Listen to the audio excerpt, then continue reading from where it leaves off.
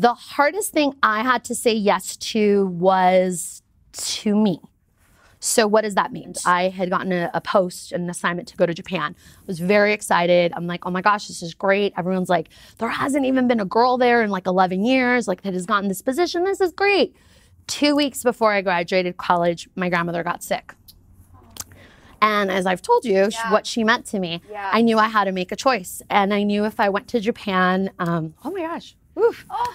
Yeah, I knew if I went to Japan and something happened to her, I would never be able to forgive myself. And I thought, okay, this is so weird. So my entire life, the two things I've always loved have been politics and entertainment.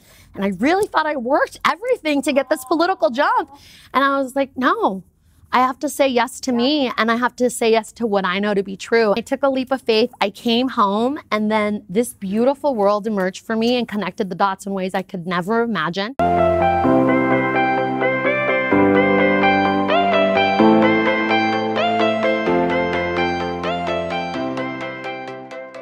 Hello, and thank you so much for saying yes to tuning into the Yes Life Show. I am Yes Jess, and today in the studio, we have a woman who has said yes to seeing life through love-filled eyes. My really good friend, Lizza Monet Morales. I just love saying your name. And thank you so much for joining in and saying yes to joining me today on the show. Well, thank you so very much for having me, but also congratulations to you. I am so excited, first and foremost, that you have a show that really focuses on the state of being positive and the state of really creating the life that you want. Because as you know, that's something that I really dedicate to doing in my life as both an actor and a TV host, but also as a content creator and a speaker and a best-selling author. So it's always so great to be able to bump into you and do it. And more than anything, being your first guest, I'm like, yes, girl, yes. I know. When I was like, who's going to be my first guest? And I was like, the girl that says yes to everything, being a TV host, best-selling author. I mean, you live the yes life. I really do. And I'm so happy that you are my first guest. Wait, so can I also talk about, thank you. I like I said, I'm equally as honored. I am so pumped because for everyone that doesn't know, yes, my name's Lizza Monet Morales, otherwise known as XOXO Liza,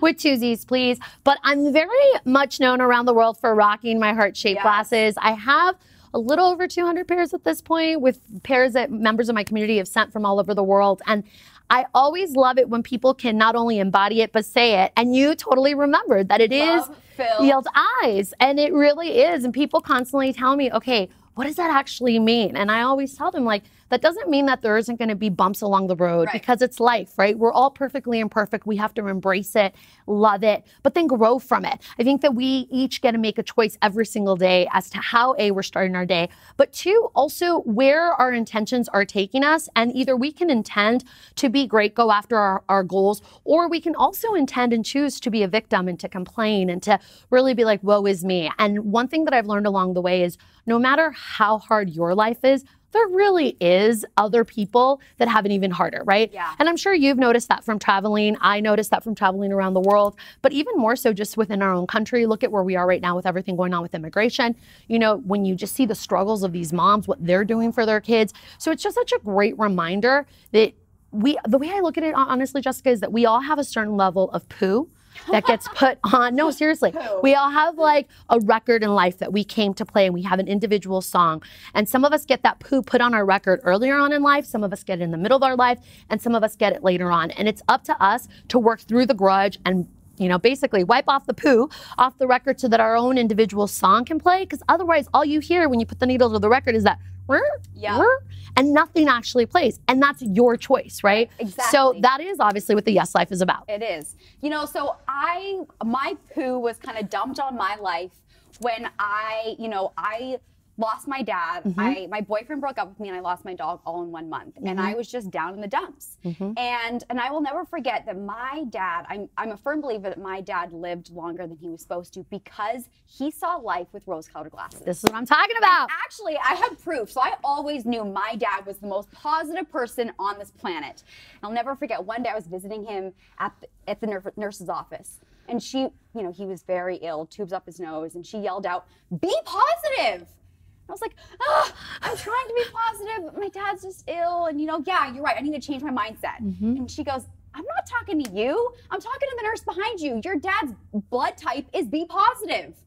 And I was like, Oh my gosh, that In just the gave me. blood. My dad is the most positive person on the planet, and he even has B+ blood type. You literally just gave me Right? chills right now. Oh, that was such a hug from heaven. Thank you Yeah. so much for sharing that But story. and you know what? It's like we all get down in the dumps. So I want to ask you, how do you say yes and stay positive when you are going through those tough times? So one thing that I always look about, and it's so funny, I just actually posted this on my Instagram today. There's a picture of me looking into this mirror during Fashion Week. And one thing is, behind the glitz and the glam of everything that can happen, whether we're on a red carpet, whether we're on set, it always does come down to the person that you're looking at in the mirror, right? Yep. So I always say one thing on my Instagram, and my community knows this all too well. I always talk about making sure that you take a little bit of time to make someone smile, even if that someone is you.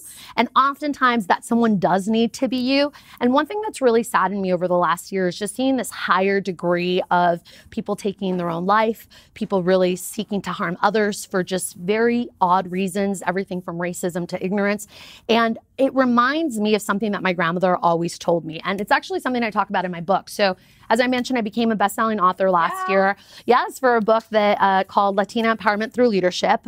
We went #1 in 7 different categories around the world, which was amazing. And one thing I talk about in the book is how my mom and my grandmother raised me to be a classy chingona. So I know we were talking before chingona. Hey, she got it. Yes, we were talking a little bit about before the show started what that is. And so a chingona is, for lack of a better word, a woman without apology, right? So my mom raised me to be super classy, but she's like, listen, if someone ever messes with you, your lifestyle, your dreams, your vision, or to be real, in my life, my tacos, because I love them, she's like, exactly, she's like, throw down. Like, that's like literally where you show up and you show them who you are. I don't care if it's a man, I don't care if it's a woman, younger, older, they have money, they don't. By you treating everyone the same, and if they can't return that respect into you and someone's trying to really dim your light, that's where you have permission to really shine even more and be like, no, this isn't happening, right? Exactly. So I have a whole system that I've created called the Classy Chingona System to Success. We, talk about how you start your day, how you get all these things done. And one thing that's at the foundation of all that is what I was saying my grandmother raised me on, which was the belief and the knowledge that to know that some people are so poor, all they have is money. So she would always say that to me. And I remember being a kid being like, I don't understand, Grandma, if they have money, then they're not poor, right? She's like, no, Liza, they're so poor because if you think about it, when you only focus on material things, the richness of life, which is relationships with others, which is the joy that you get in helping, an older person cross the street or whatever those little things are, someone giving you a flower, you miss out on that. She's like, when you really focus into pouring into others, into those relationships, into experiences over things, what you'll find is that your life will build itself on its own richness. So that's something that I really have cherished and held close to my heart as to when things aren't looking up for maybe where I want to be, right? I also am very competitive with myself. So it's a great time to also reflect like, okay, what did I actually accomplish? Where am I actually going, right? To look back, because I think sometimes as motivated women, right? Or just type A people in general, next mountain, and we don't really recognize where we've actually been. So that's something else that really helps me to really stay focused is to remember the path that I'm carving, but also what I've done to get where I'm at. And that's one thing I love is to look back and so to be grateful. Like, wow, a year ago, I didn't have this accomplished, or I tried this new thing, or I said yes to this new activity. But there's also something very powerful about saying no. And I know this, you're living your yes life.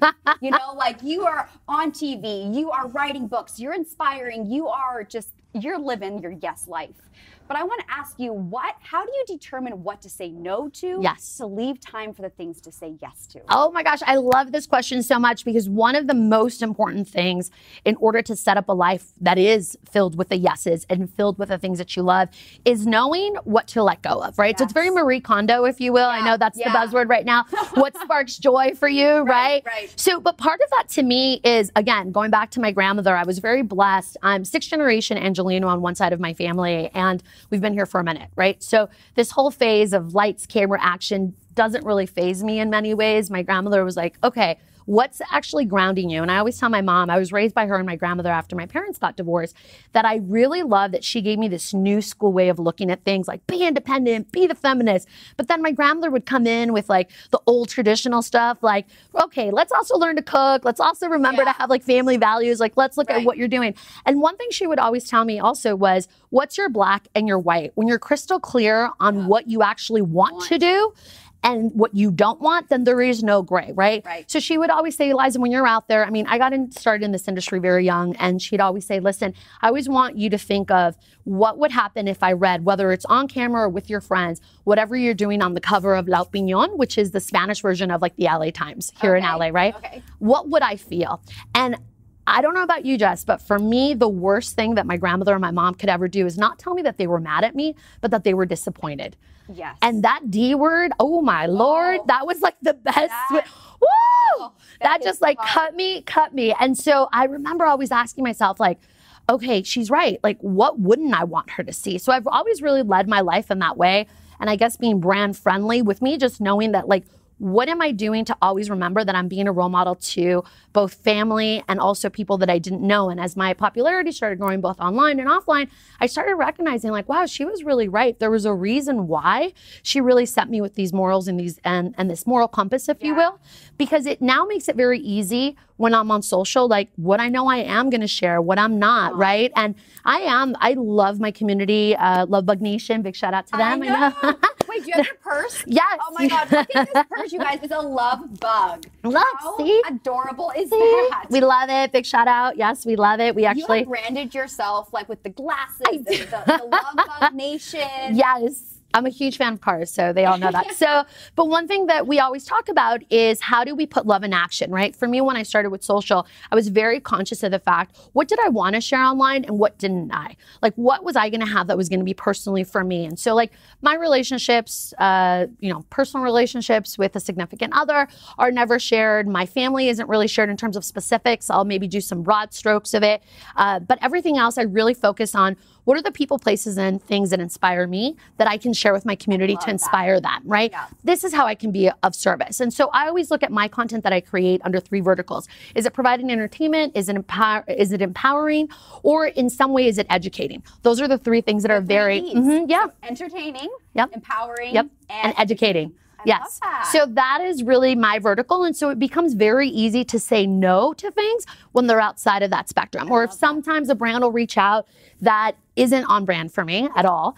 And they'll be like, hey, we really love this. And honestly, Jessica, I've walked away from 6 figures and more because it isn't right. And I'm very protective about my community. So if I'm going to share something with them, they know that this is something I stand behind. But that's why you have a loyal community. Yeah. It's because you're not doing it for the money. Just like your grandma said, you can be rich, but you're poor. Yeah.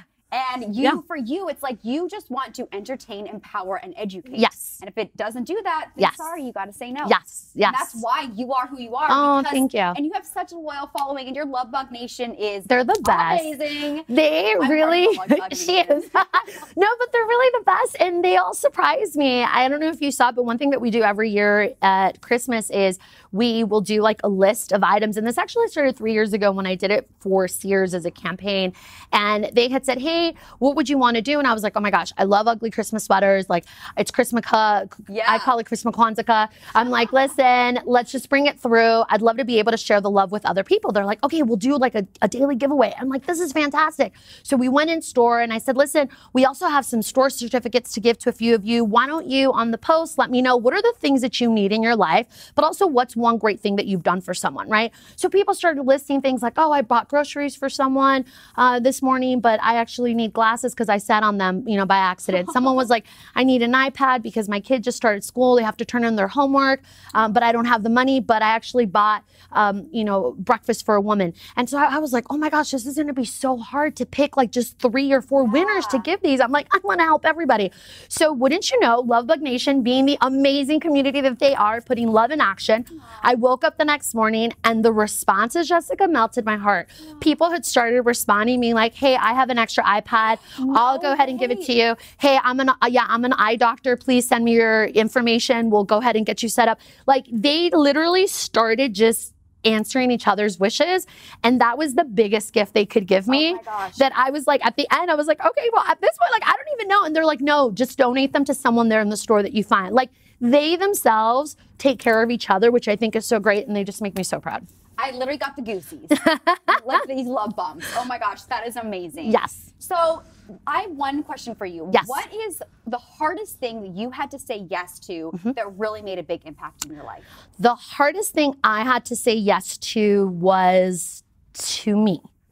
So what does that mean? So I was the first in my family to go to college. I went to school back east, and I had served in the youth as a youth ambassador to the United States 3 different times. So I'd served in Ireland, in London, and the Dominican Republic.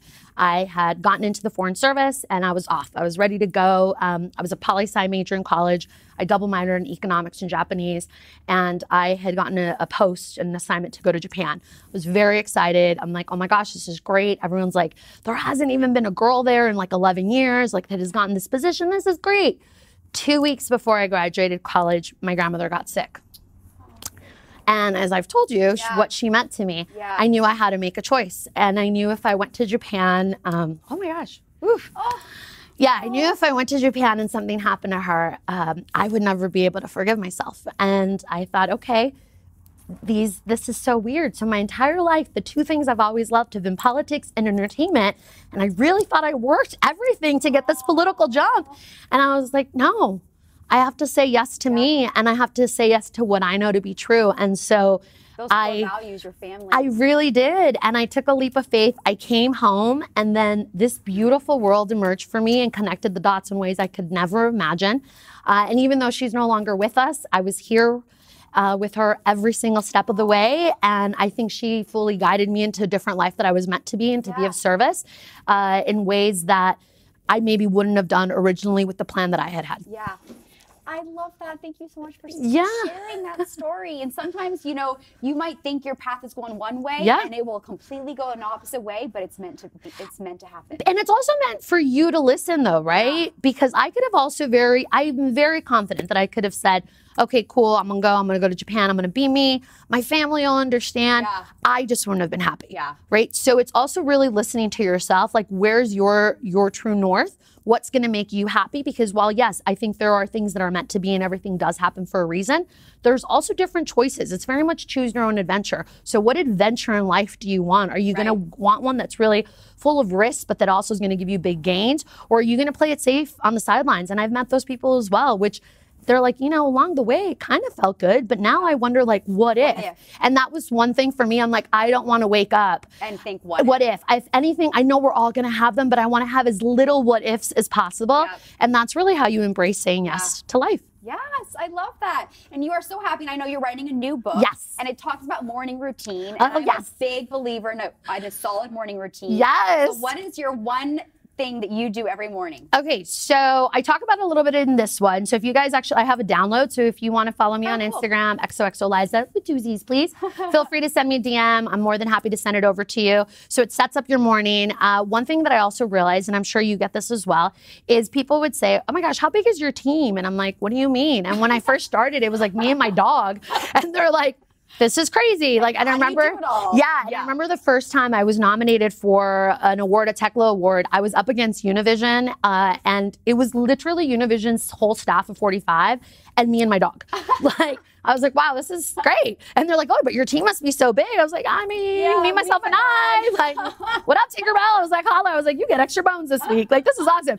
So I started realizing that the way that I set up my day, as normal as it was for me, isn't the way that others set up their day. And that's really when this breakthrough came, when I shared it in the book, where people are like, whoa, this morning routine is crazy. I'm like, yeah, you got to learn how to hack it. So like, you hack your day and you get those extra hours, you know, Beyonce is sneaking in, right? How do you hack your day? So first things first, right? Yeah. So a big book that changed my life was The Miracle Morning. I'm sure you've read it, right? Miracle Morning. Yes. Yes. So it's all about obviously following much of what he says in there. Morning Pages, though, for me, I've altered it a little bit. Morning Pages, which comes out of The Artist's Way by Julia Cameron, is something really awesome that I think, and essentially what you do is you take a notebook, it's by my book, and you get up every day and you journal for 5 minutes straight, just of pure, consciousness. Yeah. Even if you say today, I don't feel good, or this is silly, or like what. Yeah. Why is Liza making me do this? Whatever the case is, you just keep going. And I kid you not, Jessica, some of the coolest ideas that I've had, whether I'm working on something for a client, whether I'm preparing for a role, or even on giving a talk, really come out of that. I go back and I read it and I'm like, oh, right. So it unlocks something within you. So I really take time to go through that. And then very quickly, I have my sheet that I fill out of what are the 3 things that I'm most grateful for, from the previous day. What's the one thing today that I want? I call it eating an olive because I can't stand olives and I'm basically allergic to them. So I'm like, what's that thing that I just... What's my olive Yeah, today? I was like, what's my olive? Let me just get it done even before I get out of bed. Like if I can, is it making a scary phone call? Is it starting an email prep? Whatever the case is, so that I can really just jumpstart my energy and getting that out of the way, right? So now I always talk about the ships. What are the 3 ships I can also send out today? Because part of harvesting what you've reaped is making sure that you're sowing every day something else. So the way I look at it is, how many ships are you sending out? So again, is it a collaboration? Is it touching base with a friend because I haven't seen them? Like, what are these things that I have that I could just send out ships? And then that way, before I even get onto email or even check social media, which I feel like everybody does before they even brush their teeth, right? I have set myself up and I've set my energy up to be ready for the world before the world asks of me. I've poured into my cup. So it's really pouring into your cup. And then finally, it would just be doing some meditation and then as well, getting in some exercise if I can in the morning. But if it's an early morning, at least getting that meditation in and then setting my intention of like, okay, this is what we're doing. Here's where we go. What's today's mantra? Let's do it. Love it. Love that morning But how do you start yours? Honestly, the same way as you. Okay. I wake up and I journal. Yep. I take a moment, so like I'll read a devotional or I'll read like an inspiring Devotionals quote. are the best. Yeah. Or, and then for me, it's exercise. But the first thing I do when I wake up is I drink a big glass of water or hot water with lemon. Yes, girl. And that's kind of like feeding my soul. I think that's the best thing, to just wake up and have a glass of water. Yes. And then I have to somehow move my body. So whether it's a quick stretch sesh, or a little run around my block, or a full workout class. I love it. Gotta move. I love it. I mean, but I also think it's so great that you're taking time to move what's in your body, because really overnight, right? You just want to flush out, but also really getting your energy moving and going. I think one of the things that I'm really excited to talk about in my next book, which is called The Word Diet. And as I mentioned to you, it's all about eating the most important meal of the day, is the words we feed ourselves, right?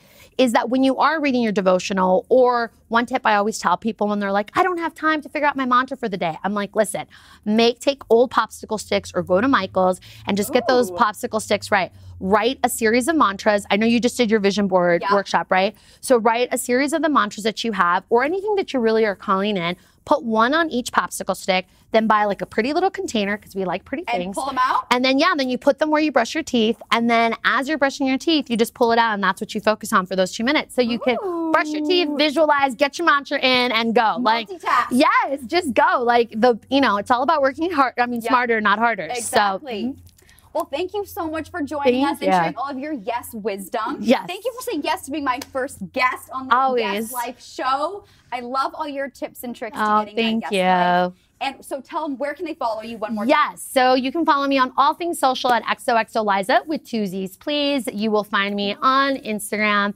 Facebook Live, Snapchat. I'm still on Snapchat. And of course, Twitter. And then you can also go to at Classy Chingonas, specifically if you're a Latina woman. We do these signature dinners around the world, and we would love to see you there as well. And then stay tuned for the Word Diet, which is coming soon. Yes, and I'm totally going to go buy a whole bunch of popsicle sticks. Love that idea. I love it. Thank you guys for saying yes and tuning into the Yes Life show. I'm Yes Jess, and I will see all of you guys in the next video.